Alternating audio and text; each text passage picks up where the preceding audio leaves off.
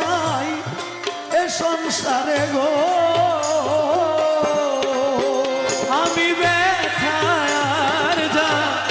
নবগার দরদি নাই এই সংসারে গো আরে বাসনা মোর